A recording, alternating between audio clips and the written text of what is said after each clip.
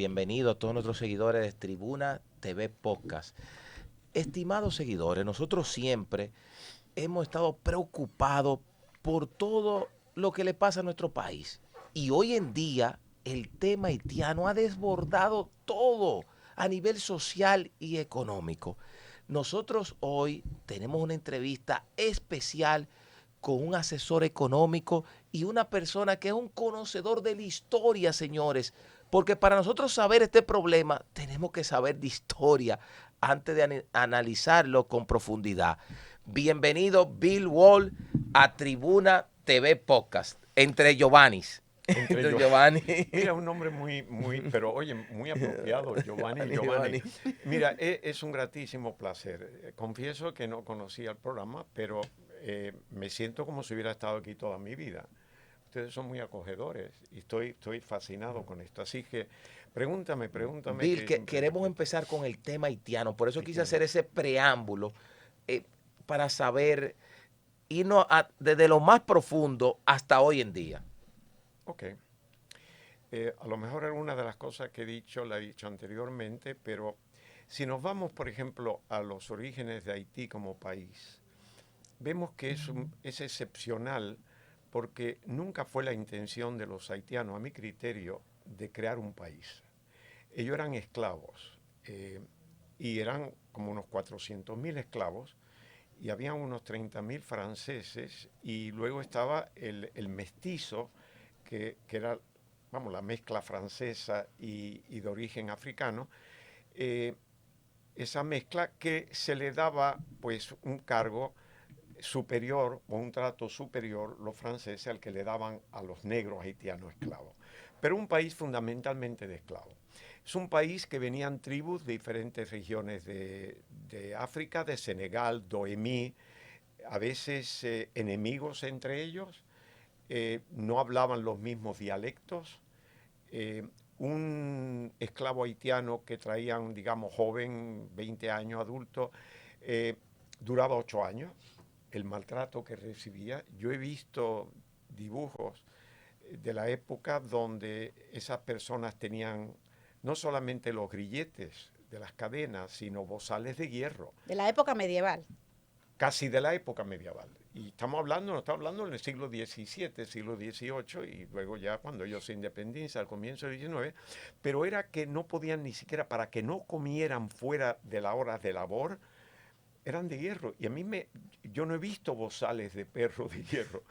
Entonces era un trato como posiblemente en ningún otro lugar maltrataron a esas personas. Entonces llega el momento que tenían Toussaint Louverture, que es digamos, el equivalente de Juan Pablo Duarte para ellos, que era un oficial del ejército francés. Y él entra en República Dominicana en 1801, cuando los franceses vienen a hacerse cargo de esto.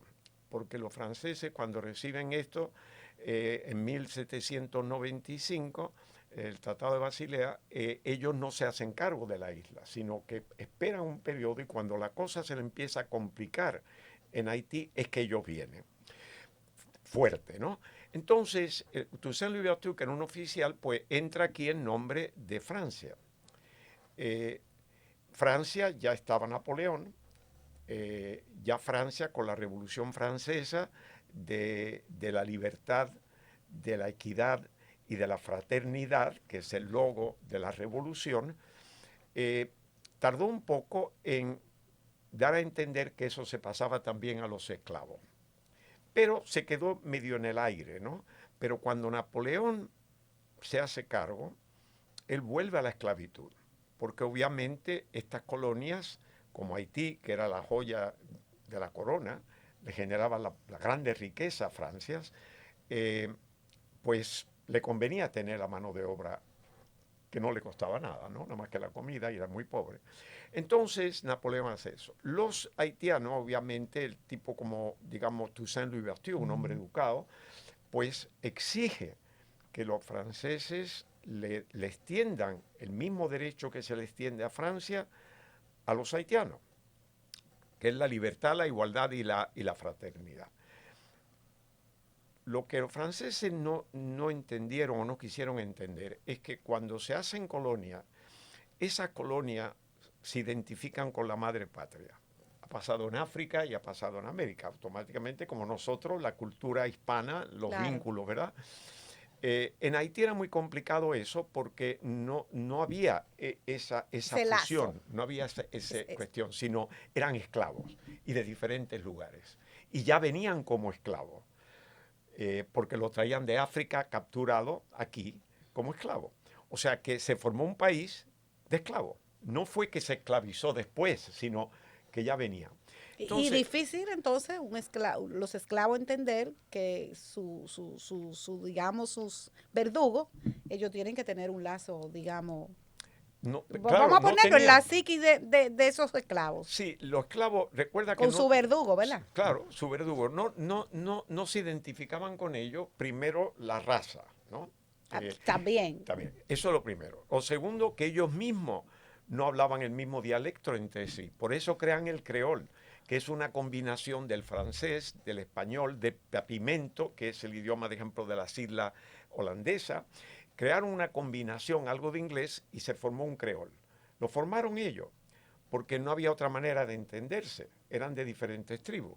Y no era como el cibaeño y el capitaleño, era verdaderamente o el sureño. diferente, ¿no? El zulu, bueno, en África. Entonces, ellos no tienen aspiraciones porque no saben lo que es un país. No se identifica con un país. Ellos no estaban integrados a la sociedad que gobernaba Haití. Eso eran los blancos franceses que gobernaban Haití. Ellos no se identifican, no era como el mulato aquí, por ejemplo, en la mezcla, el criollo, que va viendo y tiene la religión católica y tiene las costumbres hispanas y tiene los reyes magos, lo que tú quieras. Ellos no tenían nada de eso. Y entre ellos mismos tenían algunas veces conflictos. Entonces, cuando surge que Francia dice, ustedes son esclavos, no lo integramos, son esclavos, obviamente ellos no tienen otra salida que buscar la libertad. O sea, contrario a nosotros que hablamos de la independencia contra ellos mismos o los países en Hispanoamérica y en América, por ejemplo, Estados Unidos con Gran Bretaña, claro, la independencia, ellos se veían independientes, no tenían por qué depender del rey de Inglaterra o del rey de España ni nada, sino somos independientes, tenemos las costumbres, tenemos los vínculos, tenemos la base, tenemos la religión, tenemos nuestras leyes, pues nosotros no tenemos por qué estar pagándole derecho ni complacer al rey, nosotros podemos manejarlo, pero ellos no tenían ese concepto, ellos no tenían ningunos vínculos ya con África, los que quedaban aquí. ¿Y qué África? Porque eran de tribu, ¿no? Es decir, era muy difícil. Entonces hay que entender eso para partir de la situación haitiana. Ellos consiguen, precisamente le deben parte de esa victoria a los británicos, porque en la guerra napoleónica de la secesión, que era por los trenos, la sucesión de los tronos en Europa, guerra siempre entre Inglaterra y Francia, y España al principio estaba del lado de Francia. Napoleón hace un boicot de los productos europeos a Gran Bretaña. No se le podía vender nada a Gran Bretaña. Gran Bretaña fue el gran enemigo de Francia, porque tenía una fuerza naval muy poderosa. Era un país pequeño, pero tenía una fuerza naval muy poderosa, que los franceses no podían luchar con ellos en el mar. Los franceses en tierra, pero en el mar dominaban los ingleses. Entonces, ¿qué sucede? Napoleón decía que todo el territorio europeo no podía negociar nada con Inglaterra, tenía que tenerlo aislado. Inglaterra eso no le iba a doler mucho porque tenía la India, tenía posesión en África, tenía Canadá, tenía las islas aquí, tenía Australia, de algún lugar llegaba lo que fuera, lo que ellos podían necesitar. Luego hay que pensar que en Gran Bretaña nace la Revolución Industrial en 1770, que dura 70 años. Quiere decir que en la época napoleónica el país que tenía la base industrial era Gran Bretaña. Y precisamente usaba la materia prima de las colonias, como la India, las telas y todo eso, para fabricar ropa y demás en Gran Bretaña. Es decir, Eso le que tenía- permitió a Gran Bretaña entonces una influencia, Exacto. digamos, en el contexto geográfico y geopolítico. El Imperio Británico. El Imperio Ese fue el Británico. imperio en territorio el mayor que hubo, la época de la reina Victoria en el siglo XIX. Exacto. Pero señor, no se oponía al sol. Si tenía Australia, Nueva Zelanda, islas en el Pacífico, Hong Kong, Malasia, Wow. Medio Oriente, África, América, con Canadá, que son 10 millones de kilómetros cuadrados, o sea, y tenía ante Estados Unidos. Es decir, y era la Armada, que después lo imitaron los americanos. Que llevaremos a eso posiblemente para que tú veas. Pero ellos tenían armas. Entonces Napoleón trata de bloquear el comercio. Pero ¿qué pasa? Primero que Napoleón no podía tener militares en todas las costas de Europa. Entonces los marinos ingleses bajaban en un sitio y se llevaban contrabando, la gente le vendía Claro. y siempre buscaban lo suyo. Y Inglaterra entonces bloquea los puertos franceses.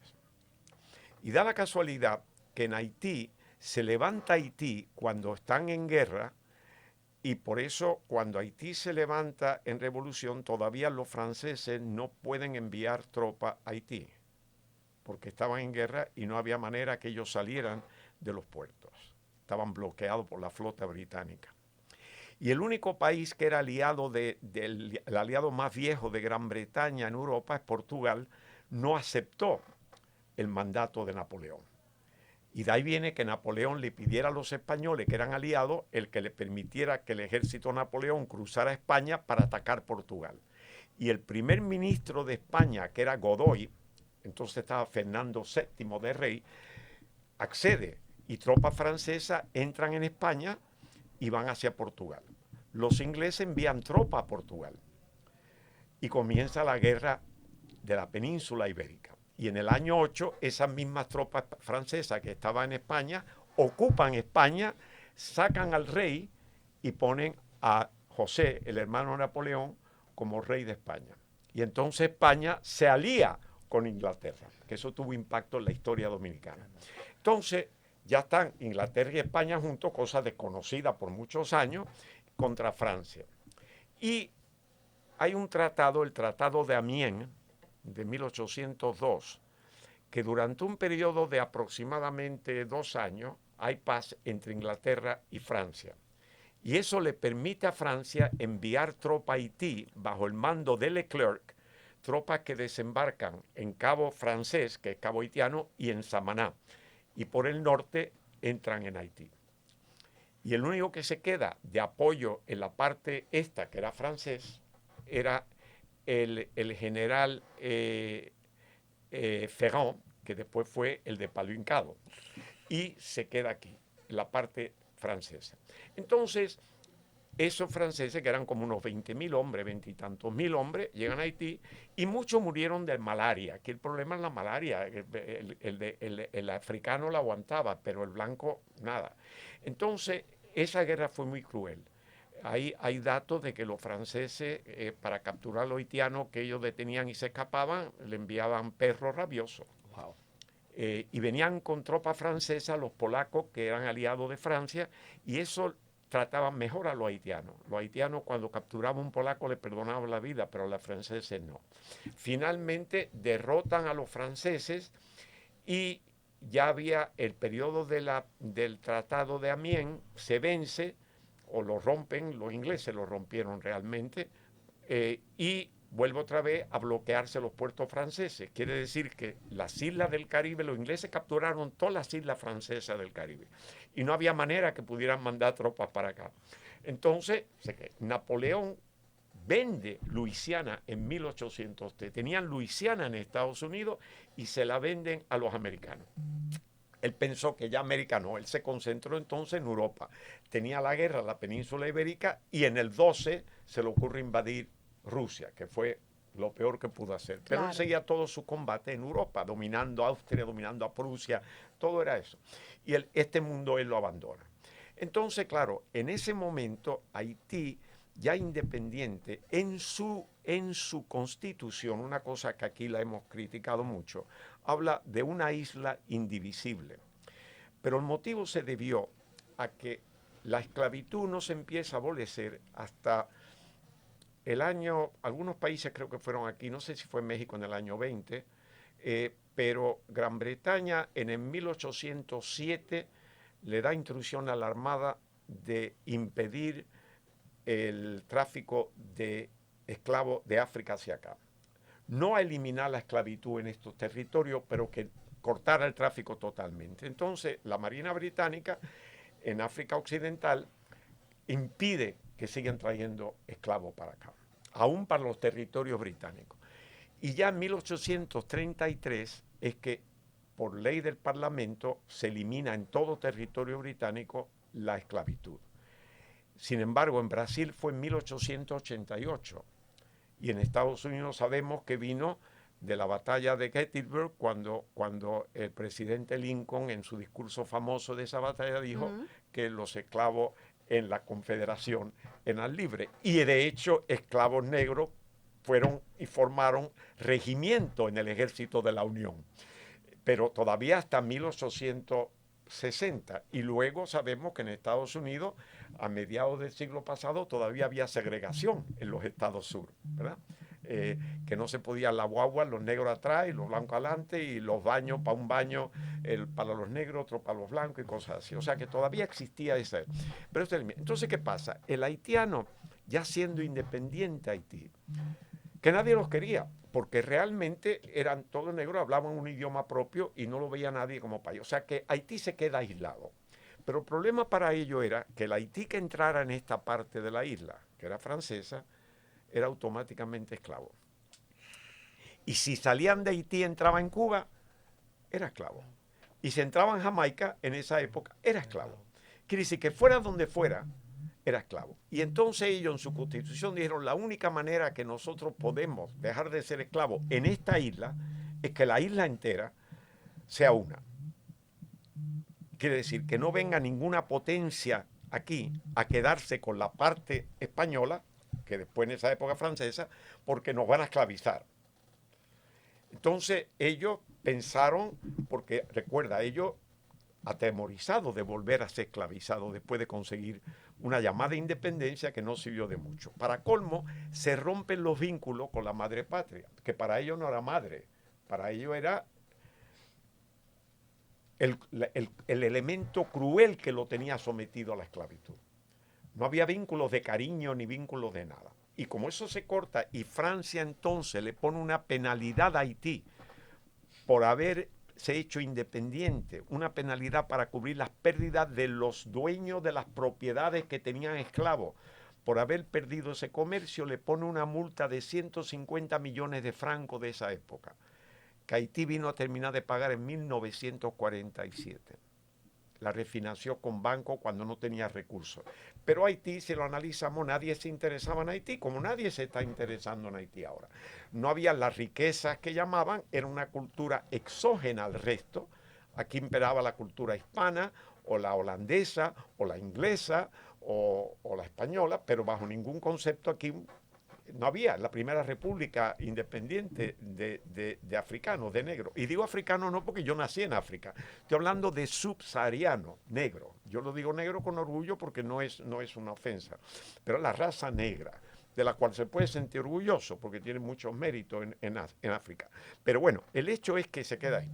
Entonces tenemos el problema de unos haitianos que han vencido a los franceses y que tienen armamento. Y que les preocupa que esta parte de la isla, España, ellos sabían que España estaban ocupados por los franceses y que España no tenía capacidad para recuperar esta parte de la isla y que Francia por el momento estaba aislada aquí. Entonces ellos no hacen nada. Pero cuando Núñez de Cáceres, que aquí se habla de la independencia fémica, pero no hubo tal independencia, él hizo una declaración que ni España se enteró, porque hizo una declaración que en parte cometió un error, que le llamó a esto el Haití español. Pero si tú le llamas Haití, y ellos eran Haití, claro, el añadirle el español le está facilitando a ellos el entendimiento de una sola isla, con el nombre de ellos. O sea, que era Haití, pero aquí se habla español, básicamente. Él no se da cuenta de eso. Y declara la llamada independencia pero siempre que fuera parte de la Gran Colombia. La Gran Colombia no sabía absolutamente nada, ni le interesaba tampoco a Bolívar, porque Bolívar había recibido armas de Petión a cambio de que iba a implementar y liberar a los esclavos en Venezuela. Y lo único que hizo fue liberarlos de su propiedad, que los tenía, pero los demás no. Pero estaba ya comprometido con Petión. Pero aquí no se sabía nada. Entonces eso fue más bien un deseo de Núñez de Cáceres de decir somos esto. Eso dio pie a que los haitianos invadieran.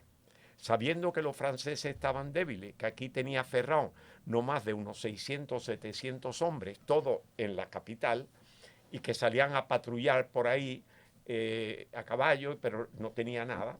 Y eso fue algo que yo lo he analizado muy, muy, muy cuidadosamente ese periodo. Porque yo creo que eso le dio al dominicano la oportunidad de administrarse así solo. Porque los franceses, aunque esto era francés, no controlaban el país. Solamente la ciudad capital y unas patrullas militares. ¿Qué pasaba entonces con el dominicano que vivía por el Ceibo, que se hizo muy independiente, porque además tenía ganado? Por el sur. Por el sur.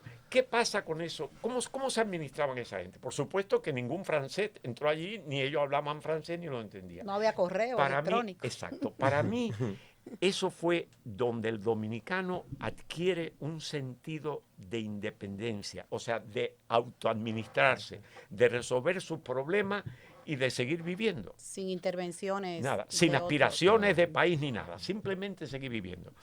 Y llega Palo Hincado y ahí se derrotan a los franceses. Entonces, este país era pobre. Cuando este país se independiza de Haití, que nadie lo ayudó a independizarse de Haití, dicho sea de paso. Nosotros pedimos que venga a intervenir Haití, pero nosotros nos independizamos de los haitianos sin que nadie nos ayudara. Y este país, cuando se independiza en 1844, habían 130.000 habitantes, menos que la ciudad de La Romana. Y aquella gente eran 400 y pico de menos que la provincia de San Juan. O sea, para darnos cuenta la historia en su lugar. Sí. Entonces, yo quería contarte, no quería extenderme mucho, pero la idea era tener una idea de cómo nace Haití, qué éramos nosotros aquí, nos ganamos la independencia, nadie nos la iba a quitar, ellos no tenían capacidad, ni siquiera la invasión aquí. Fíjate que el movimiento de independencia aquí, los haitianos se rindieron. Claro. No tenían capacidad de invadir, ¿no?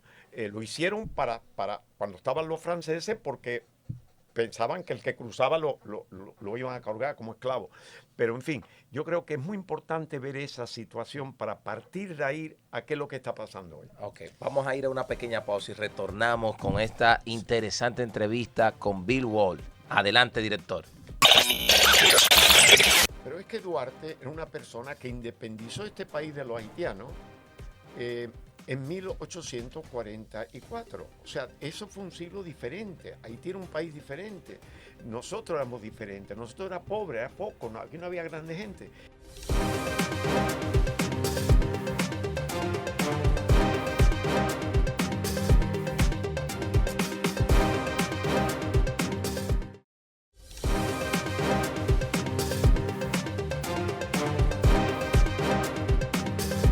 Seguimos en Tribuna Podcast.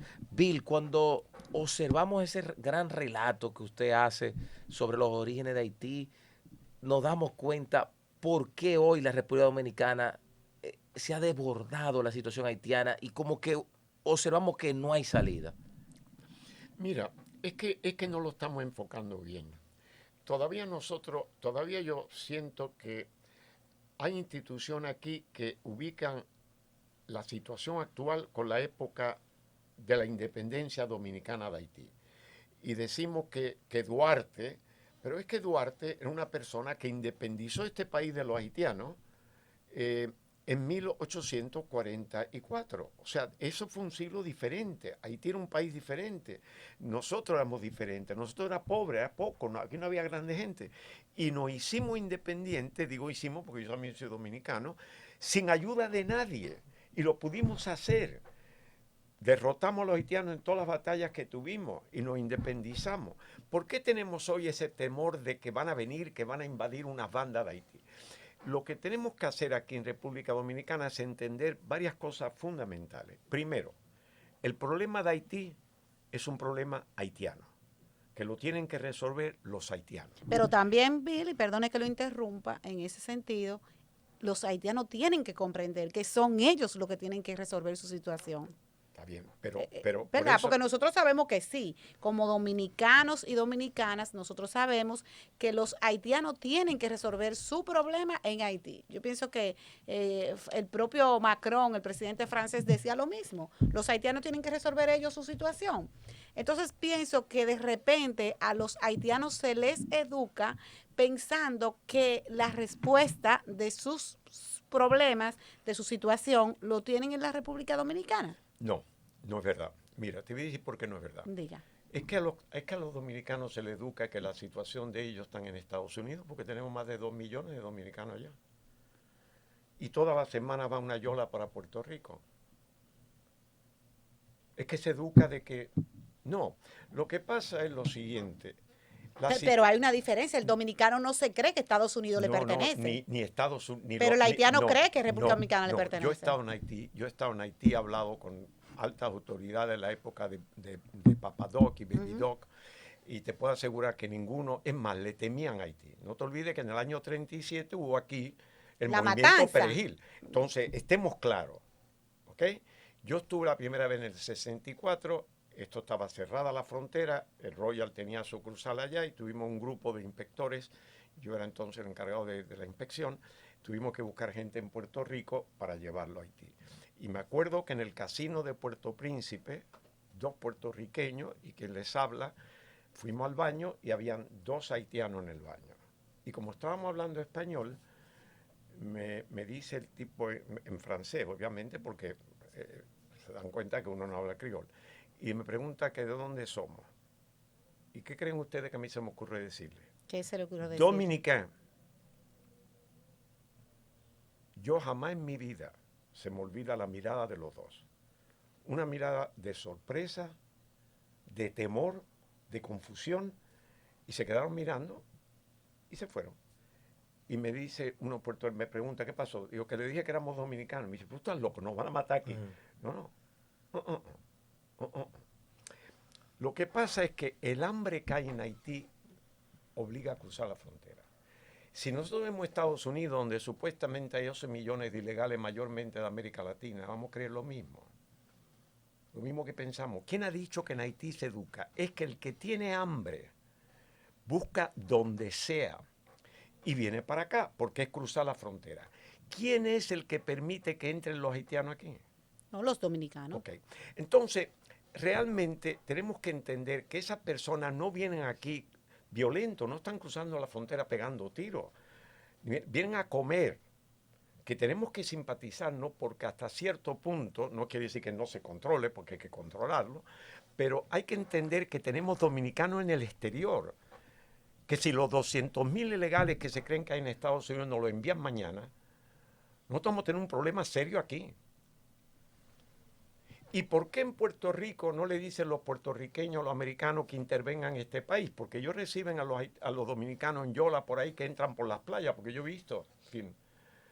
Y decir, mira, ocupen República Dominicana porque aquí están llegando los dominicanos y están trayendo droga y cosas por el estilo. Es que el mundo es así, va a Europa y lo ve que vienen de África, del Medio Oriente, que está creando conflicto, porque lo que está sucediendo en las sociedades, que es el temor que debemos tener aquí, que lo debemos tener y ese sí es el temor, que el perfil de la población dominicana se va convirtiendo más en, no voy a decir haitiana, voy a decir de color. Porque la mezcla está ahí. Pero somos mestizos. Bueno, no importa, pero la tendencia va a ser más de color y con más influencia haitiana. Es decir, ese es el temor que lo tienen los propios americanos. Que Canadá, por ejemplo, en su constitución de 1968, una constitución propia, se dio cuenta que ya el WASP, el blanco, sigla en inglés, el blanco protestante, ojos azules que controlaba la sociedad, ya va siendo minoritario con el flujo de migrantes de América Latina, de Asia, de lo que fuera, de Europa. Entonces ya no es el mismo. Entonces, ¿qué hace la Constitución? La Constitución dice, de aquel entonces, que el grupo, un representante del grupo minoritario que busque empleo, si todo igual, si las calificaciones son las mismas, se le dé al minoritario. Porque ya el país se estaba dando cuenta que esas minorías van a ser la mayoría. Y que en vez de dejarlo que haya una confrontación violenta en un futuro, que se vayan integrando desde ya. Y es interesante que en el Parlamento, en las últimas elecciones de hace un mes o 2 meses en Canadá, sale por primera vez un miembro en el Parlamento de origen palestino, en representación de un área. Es decir, eso ya lo ven, pero es acomodativo porque Canadá lo que hace es que escoge la emigración. Pero en Estados Unidos ha habido un flujo enorme de millones que entran. Entonces, ¿cuántos han ido de los países latinoamericanos a dar a luz las mujeres a Estados Unidos para que los hijos sean americanos? Que ahí sí tiene razón Trump, y abusan de eso. Entonces, tenemos que pensar que este es el único país que yo conozco que tiene un problema de inmigrantes ilegales entrando y un problema de inmigrantes ilegales saliendo al mismo tiempo. Porque en todos los países o vienen o se van. Aquí tenemos las dos vías. Quiere decir que este es el país que es, para mí creer, el que más debe de entender el movimiento de migración, porque lo tiene en ambas vías. Entonces, yo no quiero criticar, lo que quiero decir es lo siguiente, eso de que se lo dice, la educación en Haití es muy pobre y la mayoría hablan creol. Pero uno siente como un odio hacia el dominicano. No sé si es que uno desde aquí uno lo siente. Yo creo que, mira, las veces, tú sabes que a mí me llama la atención una cosa interesante. El haitiano cuando lo vemos aquí, yo no le siento al haitiano aquí un sentido de odio ni que me va a atacar. No. Cuando están aquí uno no le ve ese odio. Pero si viene de allá va a seguir. Pero desde allá uno percibe eso. Mira, yo descubrí en Haití la primera vez que fui que hay unas castas dentro de la raza negra. Por ejemplo, en el banco era simpático. Si yo pedía un libro, todo era manual. Si yo pedía, me acuerdo una vez que fui al encargado de operaciones, yo quisiera que me diera el auxiliar tal. Y me dice el tipo, un momentito. Y tenía una campanita como la que tienen los... ¡Ping! Y viene corriendo el mensajero, déle al señor Wallace ese libro. Digo, pero yo lo podía haber cogido. No, él está aquí para eso. La bóveda de los bancos tiene una puerta de acero enorme que se deja abierta y una de barrote con una llave para el diario entrar. Y nosotros controlábamos la bóveda. Cuando llegábamos por la mañana, antes de abrir al público, pues teníamos un sello, teníamos un control y normalmente en las sucursales se abría la puerta y uno se agachaba y tenía una plancha para poder pasar los carritos, para buscar libros. Y yo me voy a agachar y me decía, no, ¡ping! Ya viene corriendo otra, había como 6 mensajeros. Levante esa plancha, entre ellos mismos. Entonces, hay esa casta de que el mulato es superior. Si tú vas a América del Sur, por ejemplo, tú tienes el blanco, tienes el negro y tienes el cholo. El que está en la abajo de la escala es el nativo americano, el inca o de origen inca, el azteca. Es el que está más bajo, porque es el que menos provecho le han sacado. Entonces estaban los blancos que dominaban, el negro que le generaba riqueza y lo demás. Es decir, esas castas siguen. Entonces, y el negro es más todavía pronunciado que el blanco. El problema es que ellos tienen un nivel de formación muy elemental, muy primitivo. Yo me acuerdo haberme quedado en Haití muchas veces, y una vez fui con mi esposa y el gerente del banco tenía alquilada una casa en Kenskoff. Está Puerto Príncipe, la parte alta Petionville y la parte más alta arriba ya Kenskoff, una vista preciosa de la bahía de Lago Naive. Y nosotros, por ejemplo, él tenía servicio, y el servicio tenía servicio a la vez. Wow. Porque tenían 2 hijos, una pareja, y tenían una casita detrás de esta mansión, y ese servicio le cuidaban los niños al servicio que atendía la casa. Entonces, de noche, mi mujer, la primera noche se asustó porque empezamos a oír ruido de tambores y miramos la montaña y se veían como serpientes de luces y tum, tum, tum, tum, tum, tum, tum, tum, y uno aquí, otro allá, y me dice el tipo, no se asuste, eso es vudú, por toda la loma. Es decir, estamos hablando de una cultura primitiva africana. O sea, no tienen capacidad. De hecho, cuando me dicen, hay unas bandas, sí. ¿Y quién mantiene las bandas? Sí, esa es la gran pregunta. Entonces, el poder detrás del trono. ¿Y quién es ese poder? El que controla la poca riqueza que tiene Haití. ¿Y quién controla la poca riqueza que tiene Haití? Bueno, los poderes que hay, que algunos de ellos se declaran políticos, pero porque le tienen que pagar la poca energía que llega, alguien tiene que comprar comida, alguien tiene que traerla, alguien tiene que traer las armas, esos son la gente. No tienen capacidad para enfrentarse a un ejército Dominicano, por ejemplo. Ni ejército dominicano, que yo estuve en el ejército británico, yo te puedo decir lo que es un ejército. Pero no, ¿qué va? Nosotros tenemos nuestra situación desde el punto de vista de seguridad. Si se armara un conflicto, nosotros podemos, tenemos un ejército salir ganador. Está equipado no para luchar contra los rusos, pero está equipado y Haití no representa una amenaza. Primero, el ejército no se trata solamente de tener armas. Tú tienes que tener una escuela estratégica, tú tienes que tener táctica, tú tienes que tener logística. Ese fue el problema de los haitianos. Ellos ganaron allí, pero cuando se metieron aquí, primero no tenían artillería. La artillería es cálculo matemático muy difícil. Entonces no pudieron conquistar la ciudad colonial. Ellos vinieron en 1805, de Salín por el sur y Petión por el norte, y llegaron a sitiar la ciudad de Santo Domingo y no pudieron capturarla. Y vino una flota francesa de Martinica que se dirigía a Francia, buscando el canal de los vientos, en vez de cruzar la Mona, el de los vientos entre Cuba y Haití. Y cuando esa flota ve aquí, ve que están atacando, bueno, dejaron víveres y demás, pero ellos seguían para Francia. La misión era Francia y esta gente estaban aislados aquí. Entonces la flota se va hacia el oeste. Y cuando los haitianos vieron que la flota cogieron hacia el este, pensaron que iban a invadir Puerto Príncipe. Y se retiraron de aquí. Eso está en los libros históricos. Es decir, de hecho, ellos no estaban equipados para eso. Y luego vienen a luchar aquí, que éramos 4 gatos en aquel entonces, los que estaban aquí, y no pudieron.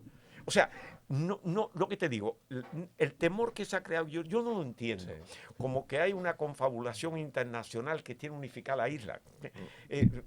O que esperan que nosotros tengamos los recursos para Haití. Para sostener a Haití, pero es que yo aprendí que se conoce más República Dominicana fuera que aquí, sí, porque se ve en el contexto universal. Primero, vamos a estar claros, si el país se une, ¿quién lo va a controlar? Dominicana, por supuesto. Exactamente. A nosotros nos conviene, no. ¿Y los haitianos quieren que lo controlen otra vez después que lucharon por ser libres? Tampoco. No. Tampoco. Entonces, primero. Segundo, aquí hay inversiones millonarias. Billonarias. ¿Tú crees que esos inversionistas que tienen millones aquí van a permitir que vengan los haitianos aquí para acabar con esto? No. ¿Tú crees que es que por lógica, cómo es posible que sintamos ese peligro que sentimos y sin embargo siga aumentando el turismo? Porque si yo dijera este peligro y nosotros lo estamos repitiendo, yo digo, pero lo dicen los dominicanos, pues entonces dejemos República Dominicana fuera.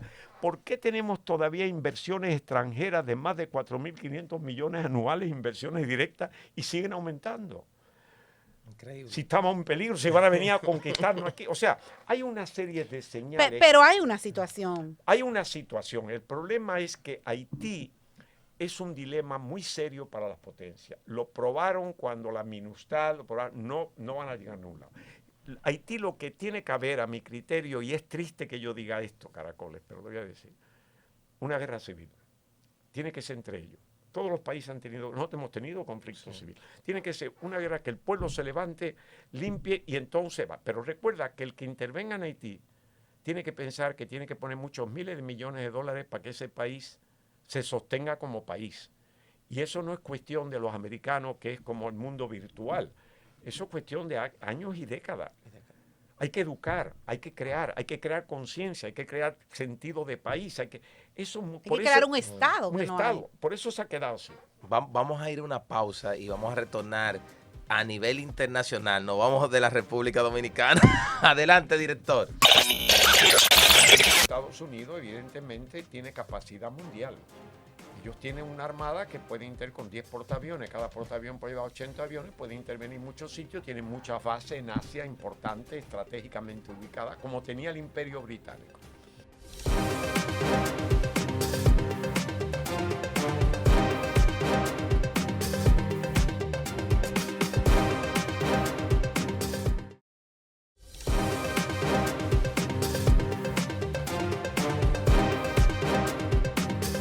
Amigos de Tribuna Podcast, qué programazo estamos haciendo con el señor Bill Wong. Estamos aprendiendo muchísimo de historia. Ahora vamos a hablar de economía con historia. Vamos a ligarlo. ¿Qué le parece a usted lo que está ocurriendo con la llegada de Donald Trump, el tema de los aranceles y cómo el mundo ha experimentado un cambio geopolítico? ¿Qué le parece a usted? Estamos en un mundo muy volátil. Y muy volátil porque Estados Unidos ha dominado el mundo a partir de la Segunda Guerra Mundial. Digo dominado en el sentido de superpotencia, ¿no? Yo creo, y creo que me han citado, de que la última superpotencia del mundo va a ser Estados Unidos. La última, no va a haber otra. Lo que vamos a tener son potencias regionales. Pero Estados Unidos, por su ubicación geográfica de los dos océanos principales del mundo, por la riqueza que ha poseído, que tiene todavía, porque tiene agricultura extraordinaria, tiene industria, tiene tecnología avanzada, tiene clima privilegiado, clima semitropical al sur. En fin, multiclima se puede decir. Y luego que se ha formado de todas partes del mundo. Quiere decir que Estados Unidos, para mí, va a ser la única potencia, porque es la potencia que no solamente militar, porque si hablamos de potencia militar, tenemos que dividirlo en dos. La potencia militar nuclear, que la comparte con Rusia, porque ambos andan por ahí, cada uno tiene, no sé, miles de ojivas, mucho más de lo que necesitan para acabar con el mundo. Y después está China y algunos países europeos, y la India y Pakistán y Israel, que tienen armas nucleares. Pero dejando las armas nucleares y yéndonos a las armas convencionales, que es lo que predomina, ¿no? Entonces vemos que Estados Unidos evidentemente tiene capacidad mundial. Ellos tienen una armada que puede intervenir con 10 portaaviones, cada portaavión puede llevar 80 aviones, puede intervenir en muchos sitios, tienen muchas bases en Asia importantes, estratégicamente ubicadas, como tenía el Imperio Británico. No creo que haya otro. Cuando pensamos en China, vemos China como una potencia económica que lo es, pero una sociedad cerrada. De Estados Unidos tenemos, desde mi niñez, Hollywood, la influencia de Hollywood, la moda, Disney los World, hamburgers, la Coca-Cola, la música, el jazz, Disney World, el jazz, todo eso una combinación de diferentes Elvis culturas. Presley. Elvis Presley. El béisbol, El fin, béisbol. una serie de elementos que se han infiltrado en el mundo, ¿no? El mundo va creciendo y se va achicando. O sea, Estados Unidos va perdiendo poder, es lo que Sí, usted va dice. perdiendo poder. Va perdiendo poder por varios motivos. Primero, lo que tú me preguntaste, Estados Unidos, la hegemonía de Estados Unidos, cuya moneda es la que predomina, aproximadamente un 55-56% de las reservas líquidas de los países en apoyo de su moneda es en dólar. El dólar representa el 80% de las transacciones comerciales del mundo o más, es en dólar. Los productos básicos, los commodities, eso se cotizan en dólares. Es decir, el dólar, tenemos una base. Fíjate que el mundo se ha ido uniendo, pero sin embargo hay ciertas estructuras que se mantienen. Y fíjate bien en Europa que cuanto más se une el mundo, más se fragmenta, porque en Europa surge la Unión Europea, ¿verdad? De los países que se unen. Es como un contrasentido lo que acaba de decir. Sí, pues mientras más se une, se fragmenta. Sí, te voy a decir por qué. Ajá. ¿Qué pasa en Europa con la Unión Europea? Que pasa? Están surgiendo las provincias. Entonces, el catalán, que habla catalán, te dice, yo soy catalán y soy español y soy europeo. No, yo soy catalán y soy europeo. Mis costumbres y mi cultura vienen de Cataluña. El escocés lo dice en Escocia, el vasco lo dice en la Vasconda. En fin, se va fragmentando, porque volvemos entonces al origen nuestro, de nuestro entorno. A la identidad, Ahí está, lo que la nos dio identidad. identidad. Eso nos distingue ya. Al país pertenece a un bloque mayor, el país se hace otro bloque, pero yo sigo con mis costumbres en mi patio. Entonces hay ese fenómeno. ¿Qué pasa con Estados Unidos? En Estados Unidos la política que hemos visto en los últimos años es que está dividido un 50-50. Ha habido dos partidos fundamentales, los demócratas. Polarizado Sí, siempre, casi y siempre. casi siempre están en la misma vía, porque es un país que lo domina la economía capitalista. Claro. Y que tú digas de izquierda, cuando se habla de izquierda en Estados Unidos, no estamos hablando del comunismo extremo, ni mucho menos. Es el centro izquierdo o el centro derecho. Que de paso yo siempre digo, y digo desde el punto de vista de la economía, no hace mucho sentido en Estados Unidos si sea de izquierda o de derecha, porque al final el welfare está ahí, los programas sociales están ahí, no importa quién gane, a usted le van a dar sus beneficios que hay asistenciales. Entonces, de repente, como que hay una dicotomía entre si llamar a ese país totalmente capitalista por las industrias, por lo que eso entraña, pero también si llamarlo comunismo porque le da a la gente, al ciudadano, las mujeres paren para que le den más asistencia social. Sí, pero eso no es comunista. Eso es lo que pasa es lo siguiente. Si tú te vas a Europa, por ejemplo, hay partidos comunistas legales, ¿no? Pero Claro. son mínimos. ¿Qué pasa en la estructura social? El mundo avanza como la serpiente. Va de un extremo a otro. El péndulo va de un extremo a otro. Las sociedades, lo que han ido en la democracia es cerrándose hacia el centro, que es lo que yo decía, centro-izquierda, centro-derecha, pero en el centro, no a los extremos. El extremo comunista fracasó totalmente. Si te vas a China, tiene un gobierno comunista, pero realmente la economía es capitalista. O sea que lo de comunista es para centrar el poder en un lugar, pero realmente la economía, aunque el gobierno sea dueño de muchas empresas, pero bueno. Es decir, ¿por qué vamos al centro? Fíjate bien que la clase que predomina en una democracia y que crea la estabilidad es la clase social media. La clase media. Clase Esa media. es la clase que mantiene la estabilidad. Y te voy a decir por qué. Yo hice un análisis de esto hace años. El de la clase media, los bienes que tiene, lo ha trabajado, lo ha sudado. Aspira a más, pero no a exponer todo lo que tiene que le ha costado trabajo. Por consiguiente, es un riesgo calculado lo que va a tomar. Yo voy a tomar prestado de aquí, yo tengo que pagar por aquí, cumple con todas sus obligaciones porque de ahí depende su estabilidad, paga sus impuestos y es la economía estable. Ahí no hay fanatismo, es sencillamente una vida que tú cumples con tu obligación, un equilibrio. Y si te dicen hay una fiesta y tiene que venir con un traje de noche, pues la clase media lleva el traje. El rico va en ropa interior y dice, pero esto es un excéntrico, y el pobre no lo dejan entrar a la fiesta. Pero de hecho la clase media, mientras la clase media predomine, tú tienes una estabilidad social. Y es la que más consume.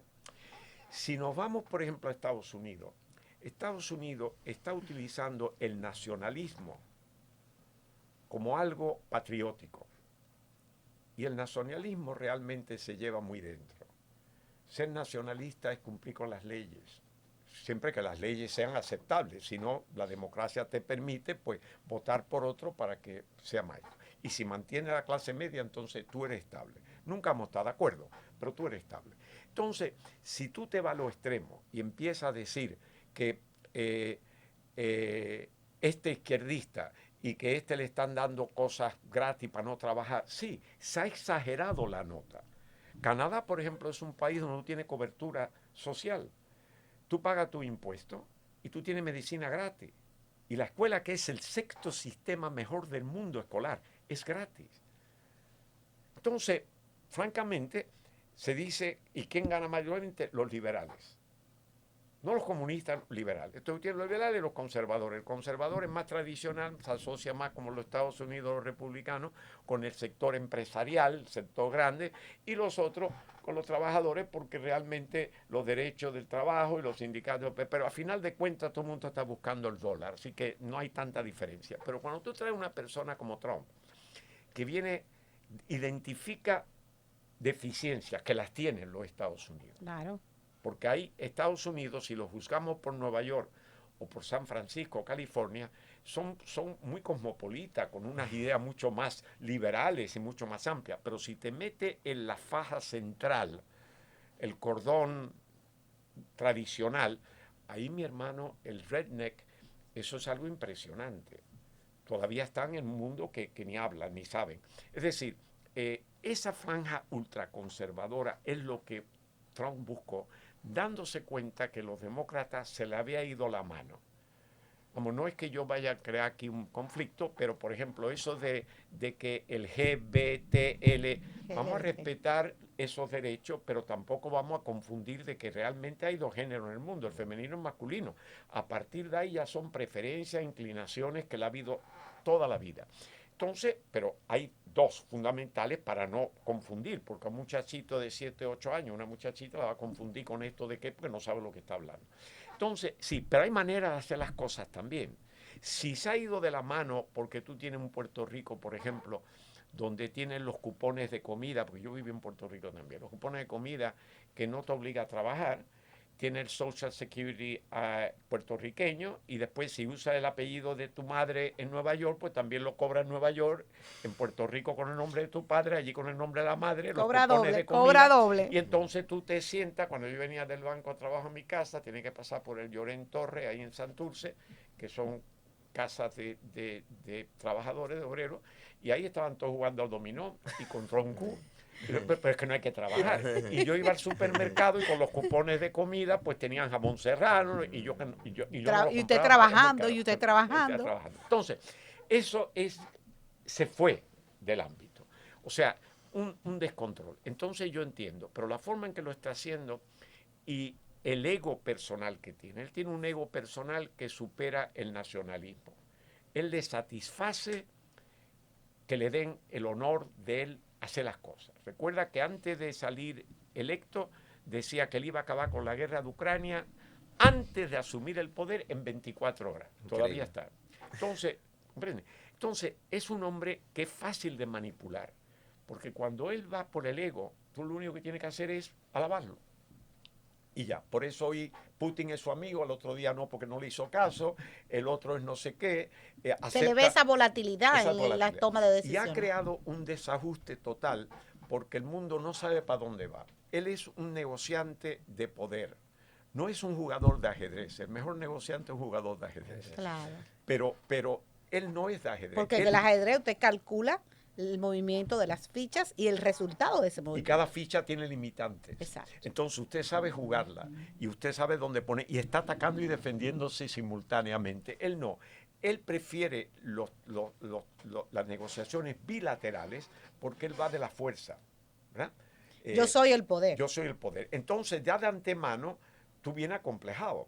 Nosotros aquí, yo hice un programa, el programa que sale este sábado, lo pueden ver, pero que fue el que, de Julio, de que estábamos hablando, que yo dije, pero es interesante, yo puse en ese programa con visuales la fórmula que él utilizó para poner los aranceles de un 47 a Vietnam, de un 80 a, cuando empezó subiendo. Una locura, ¿no? ¿Verdad? A esto, y yo puse esa fórmula, la tenía. Esa fórmula tú la ves y parece una fórmula, bueno, espacial, pero no tenía los equivalentes, no tenía nada, sino simplemente una serie de cifras que la BBC la descifra y hace los cálculos. Entonces, él no era de que tú me cobras tanto y yo te voy a cobrar tanto, sino el déficit de Estados Unidos comercial llega a unos 900.000 millones de dólares anuales.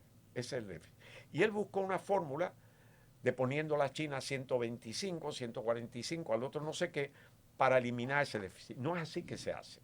Entonces, a nosotros con un tratado de DR-CAFTA, que tenemos una posición deficitaria comercialmente con Estados Unidos, al cual le vendemos 5.000 y pico y le compramos 7.000 no sé cuánto, estamos en déficit. Yo cogí la fórmula, la presenté con los cálculos del señor Trump, donde aparece él con una tabla, y después la puse diciendo, ahora estamos dominicanos, ahora Trump es dominicano.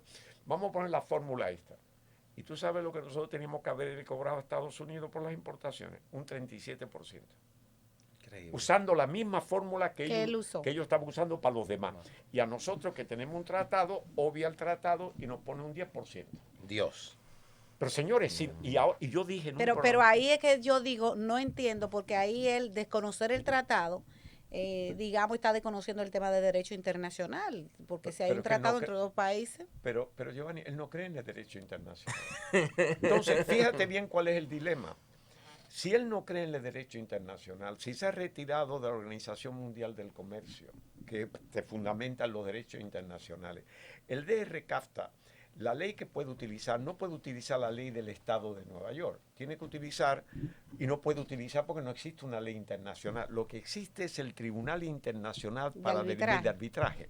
Entonces, si tú no reconoces eso, ¿en qué ley se fundamenta un tratado que sea internacional? Entonces, él no se cree en nada de eso. ¿Dónde vamos a recurrir nosotros?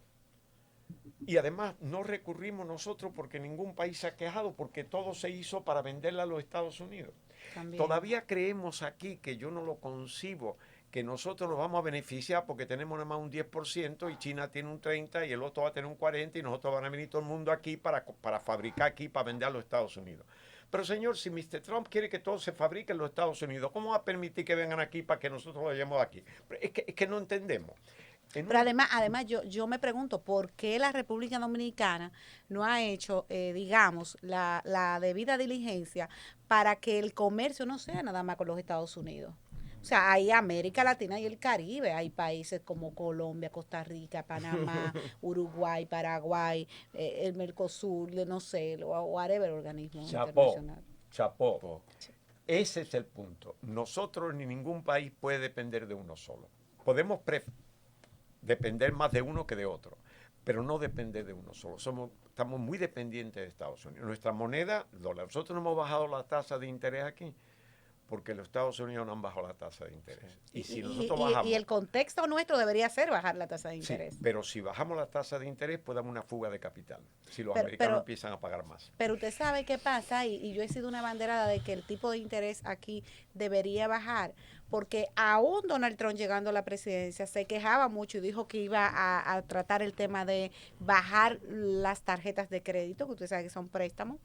Entonces, la tasa de interés en la República Dominicana ha estado subiendo, o sea, los bancos han ganado enormes cifras de ingresos por intereses porque pre-pandemia había una situación, post-pandemia, luego en la pandemia había una situación, se hicieron unos ajustes, pero después de post-pandemia, la banca logró y volvió a sus niveles antes de prepandemia y no volvió a ajustar las tasas de interés que había prepandemia. Y los bancos tienen enormes ingresos por intereses. La propia autoridad monetaria, el propio, por ejemplo, superintendente de banco, estableció en un informe que por más que las autoridades monetarias han hecho las aplicaciones a la tasa de política monetaria para que bajara, eso no se ha visto reflejado en la tasa de interés. No. Yo pongo la tasa de interés toda la semana en mi programa, un cuadro, y como pongo la tasa de cambio igual, hay una correlación entre la tasa de cambio y la tasa de interés. Pero hay un elemento fundamental. Fíjate bien que el Banco Central tiene una tasa de referencia, la tasa de política monetaria de 5.75. Hace un mes hizo una emisión de letras o notas que son hasta 3 años, ¿no? Los bonos van más allá. Y hace una subasta y le va a sacar al 9%, ¿verdad? Uh-huh. Tuvo que sacarla con un cupón del 10 y recibió un descuento. O sea, no recibió el valor facial. Quiere decir que la combinación de lo que le dieron, por cada 100 le daban 90 y tanto. Si tú pones eso, saca el rendimiento del bono al vencimiento, lo que le está costando eso al Banco Central es un 12%. Entonces, tiene una tasa de referencia al 5 y pico, sin embargo, está pagando el 12%. Entonces, no es cierta la tasa de referencia. Es que hay una distorsión. Es una ilusión monetaria. Hay una distorsión. Hacienda lo mismo. Entonces, hay una distorsión en el sistema. Y todo es en parte porque no tenemos tampoco la libertad de hacer movimientos fuera de Estados Unidos, nuestra moneda de Estados Unidos. ¿Qué va a pasar ahora con el 5% que va a aplicar si lo aprueba el Congreso, que parece que lo va a aprobar, el 5% de impuestos sobre la remesa?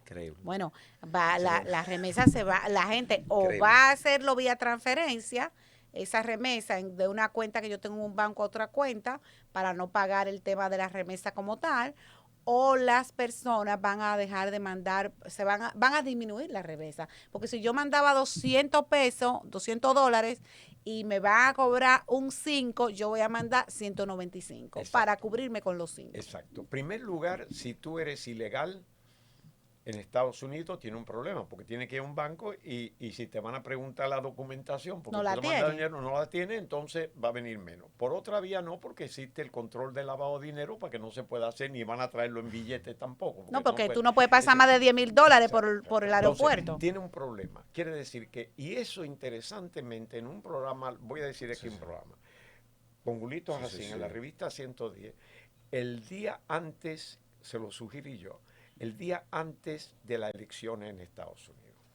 Y yo digo, Julito, vamos a hablar, vamos a hacer un programa, y vamos a hablar de qué pasa si gana Trump y qué pasa si gana Kamala. Kamala. Porque esta es la diferencia, que los países tienen que pensar en una estrategia muy diferente si gana uno y gana otro. Ya Trump lo conocíamos porque había hasta 4 años antes. Kamala era el punto de interrogación, pero sabíamos para dónde iba. Entonces, y se habló, y yo mencioné ahí, ¿qué pasa si Trump limita el monto de la remesa? Y dice Julito, y también le puede poner un impuesto. Y fíjate que eso fue antes de las elecciones, el día antes. Y mira lo que está pasando. Es decir, es un hombre, volviendo a lo tuyo, que no sabemos por dónde va a ir, no sobrepesa los valores que tenemos, está cambiando los valores, está cambiando las relaciones comerciales, está ofendiendo a los amigos, a los europeos, a los que está bien que hay desajuste, pero negócialo. Y yo creo que eso es lo que tiene el mundo ahora mismo en una situación sumamente, sumamente delicada.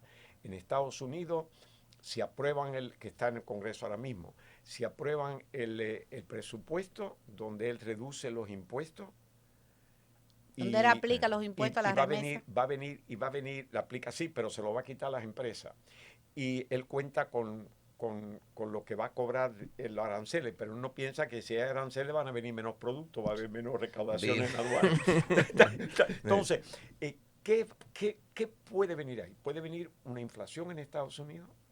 Una recesión. Y incluso. si viene una inflación en Estados Unidos, va a afectar también la remesa, va a afectar el comercio con nosotros, va a afectar el mundo. Va a afectar el mundo. El valor del dólar. El dólar le han quitado el AAA ya a los Estados Unidos. Bueno, el otro día ocurrió una baja del dólar significativa, pero así rápido. Sí, ¿y qué pasó? La gente no estaba invirtiendo en dólar, subió el valor del euro, estaban invirtiendo en euros, que antes todo iba al dólar.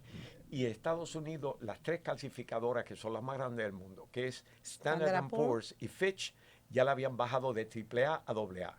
Y esta semana Moody's se la baja a AA. Y eso hizo que bajara el dólar y hizo que subiera la tasa de interés de una emisión que hizo la Reserva Federal. Y le pasó el rendimiento a sobre 5%. Quiere decir que hay elementos económicos que afectan. Todo eso es preocupante. No veamos ahora que República Dominicana tiene que pensar a un nivel internacional, de como tú dijiste, Giovanni, empezar a buscar mercados para diversificar. Tenemos productos competitivos. Empezar a tener una visión de no, vamos a estar dependiendo de Estados Unidos mayormente, yo lo entiendo, pero vamos a ir diversificando. Y el Caribe, nosotros somos la única isla que podemos vender productos a los cruceros cuando vienen aquí.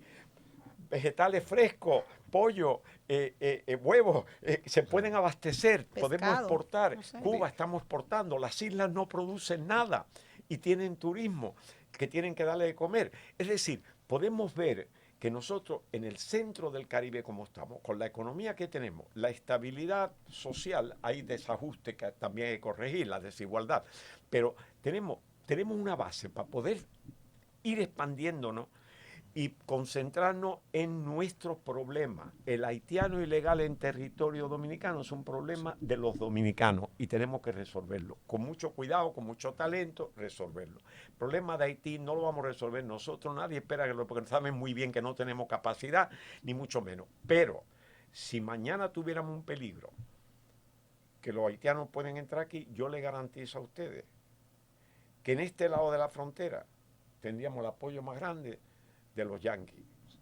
porque no van a permitir que ni sus ellos, intereses nosotros, peligren. que los intereses aquí le destabilice esta parte de la isla y pierdan los intereses. Te lo digo desde ya. Sí. A lo mejor no se meten allí, Ya. pero la frontera nuestra la Bill, cuidan. gracias de corazón, muy contento y espero que vuelva nuevamente con nosotros porque el pueblo dominicano necesita que se le lleve luz.